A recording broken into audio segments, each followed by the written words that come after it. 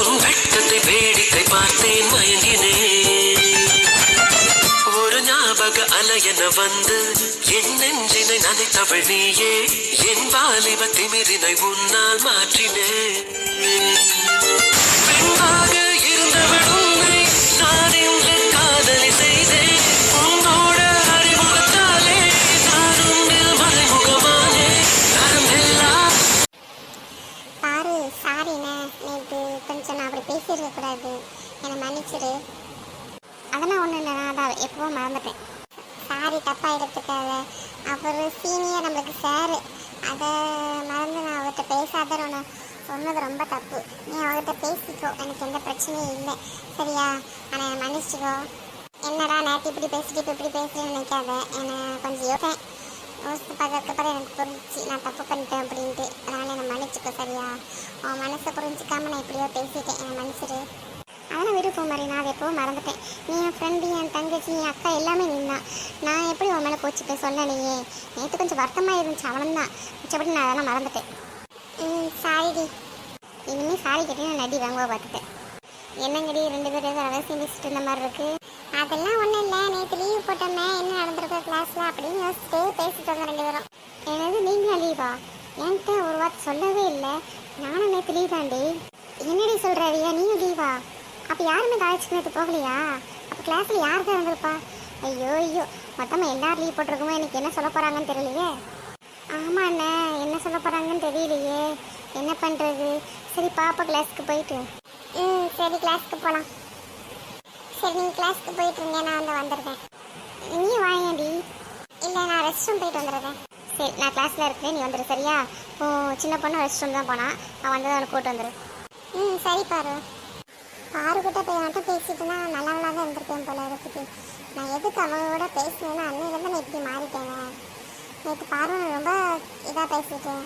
அதுவும் இல்லாமல் அவங்க லவ் பெரிய அது இதுன்னு ரொம்ப பேசிட்டேன். சரி, நான் எதுக்கு அவங்க கூடலாம் சேர்ந்தேன்னு எனக்கே தெரியலை. நான் எப்படி அவங்கக்கிட்ட போய் மாற்றினேன்னு எனக்கு தெரியல. அங்கேருந்து எப்படி நான் வெளியே வரப்போறேன்னு தெரியலையே.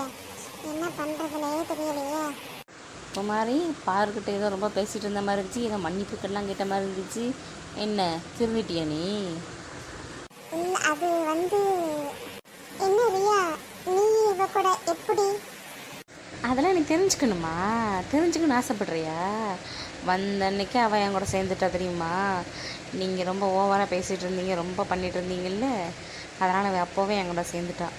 அதுவும் இல்லாமல் பாரு அந்த தினேஷ் பெண் லவ் பண்ணுறான்னு அவனுக்கு தெரியும். எல்லா விஷயமும் அவளுக்கு தெரியும். தெரிஞ்சுக்கிட்டு அவள் அவங்க கூட ஃப்ரெண்ட்ஸாக இருக்கிறதே அவங்க எல்லா விஷயத்துலேயும் பழி வாங்குறதுக்கு தான். இது தெரியாமல் நீங்கள் அவ்வளோ க்ளோஸ் ஃப்ரெண்டு அப்படின்னு சொல்லி பேசிகிட்டு இருக்கீங்க.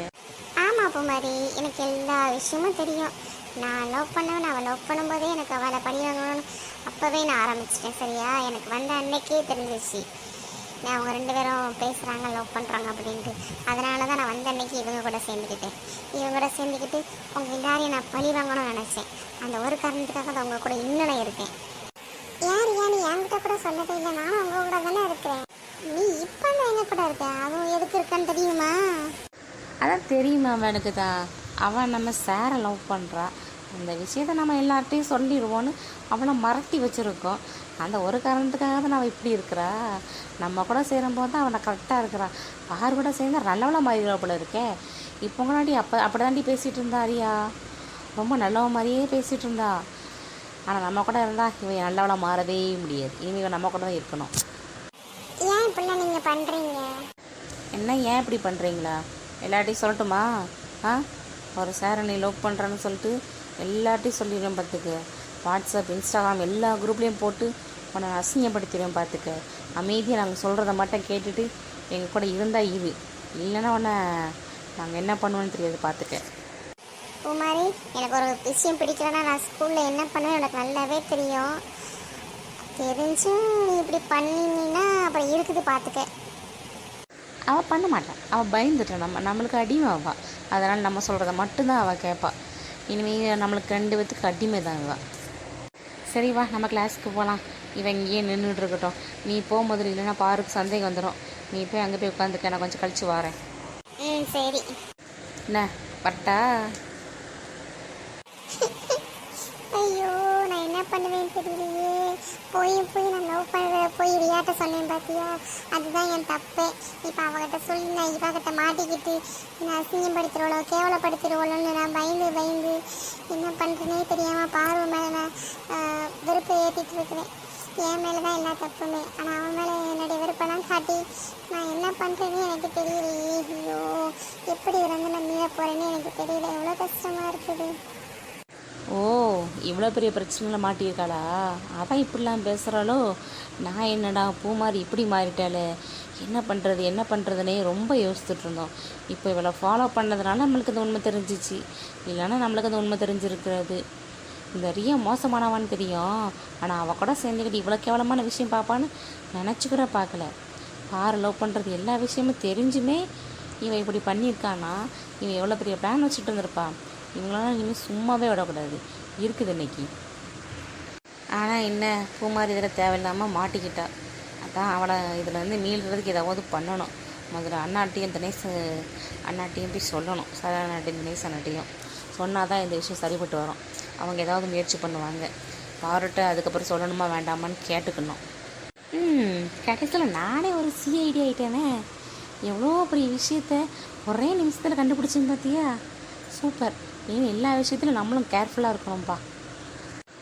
ஹலோ, எக்ஸ்கியூஸ் மீ, இங்கே ஃபஸ்ட் இயர் ஹிஸ்ட்ரி டிபார்ட்மெண்ட் எங்கே இருக்குது தெரியுமா? தெரியுங்க. நேராக போய் லெஃப்ட்டில் போனீங்கன்னா ஃபஸ்ட்டு கிளாஸுங்க. தேங்க்ஸுங்க. எங்கே, ஒரு நிமிஷம். சொல்லுங்கள், என்ன விஷயம்? இல்லை, உங்கள் பேர் நித்யா தானே? ஆமாம், என் பேர் நித்யா தான். உங்களுக்கு எப்படி தெரியும்? நீங்கள் யார்? ஏய், அதுக்குள்ளே மறந்துட்டியாடி? ஸ்கூலில் ஒன்றா தாண்டி படித்தோம். ஒரு பிரச்சனையால் தானே நீ ஸ்கூலை விட்டே வெளியே போன. 10th வரைக்கும் ஒன்றா தானே படித்தோம். 2 வருஷம் பார்க்கலதும் எங்களை மறந்துட்டியா நீ? ஐயா, நித்யா நம்மளாம் ரொம்ப க்ளோஸ் ஃப்ரெண்டு தானே. நீ, நான், பாரு, குமாரிலாம். ரியான்னு ஒருத்தி இருந்தா, அவளால் தானே நீ ஸ்கூலை விட்டு வெளியே வந்த. இப்போ ஞாபகம் இருக்கா இல்லையா? இருக்குதுடி, இருக்குது. அவளெல்லாம் நான் சும்மா விட மாட்டேன். அவளை விட நான் நல்லா படித்து நல்லா வரணும் தான் ஸ்கூல்லே நான் தான் ஃபஸ்ட்டு மார்க் தெரியுமா? நான் அவளை விட அதிக மார்க் எடுத்து அதிகமாக படித்து அவளை விட முன்னேறி காட்டணும்னு நான் நம்பிக்கையோடு தான் படித்தேன். இப்போ தான் இந்த காலேஜில் நான் சேர்ந்தேன். இந்த ஊருக்கு நாங்கள் திருப்பி வந்துட்டோம். இந்த காலேஜில் நான் இப்போ தான் சேர்ந்துருக்கேன். அப்படியா? சரி. இப்போவும் ரியா எங்களுக்கு எதிராகவே எங்கள் கூட இருந்து எங்களை கஷ்டப்படுத்தணும் அப்படி சொல்லிட்டு அவள் பிளான் பண்ணிகிட்டு இருக்கா. அந்த பிளானை நான் இப்போ தான் நானே கண்டுபிடிச்சேன். நீ எங்கள் கூட சேர்ந்துக்க. அவளை ஒரு வழி பண்ணிடலாம் இந்த வாட்டி, சரியா? உங்கள் கூடயா? கண்டிப்பாக நான் உங்கள் கூட தான் இருப்பேன். அவள் கூடலாம் நான் சேர மாட்டேன். இந்த வாட்டி அவளாக நான் பார்த்துக்கிறேன். இந்த வாட்டி நான் அவட்டெல்லாம் அசிங்கம் பண்ணணுன்னு அவசியம் கிடையாது. என் கூட நீங்கள் இருக்கீங்க, அப்போவும் நீங்கள் என் கூட இருந்தீங்க. ஆனால் என்னால் அவள் பேசின பேச்சு, அவள் என்ன எல்லோரும் மட்டும் அசிங்கப்படுத்துனது, அதெல்லாம் தாங்கிக்க முடியாமல் தான் நான் அங்கேருந்து போயிட்டேன். திருப்பி அங்கே வரல. இந்த வாட்டி நான் அவள் முன்னாடி நான் அசிங்கம்லாம் பட மாட்டேன். அவள் முன்னாடி நான் கெட்டாக வாழ்ந்து நான் காட்டுவேன் கண்டிப்பாக. இப்படி தாண்டி இருக்கணும். இப்படி தான் யாருக்கும் பயப்படாமல் தைரியமாக இருக்கணும். நீ அதுக்கு உதாரணமாக இருக்கிற, அதுவே எனக்கு ரொம்ப சந்தோஷமாக இருக்குது. சரி, கிளாஸுக்கு போகிறதுக்கு முன்னாடி நான் ஒரு இடத்துக்கு போகிறேன். அங்கே வாரியா? இந்த ரியாவை பற்றி முக்கியமான விஷயம் சொல்லணும், அதுக்காக தான். வாரேன். யார்கிட்ட சொல்ல போகிறேன்?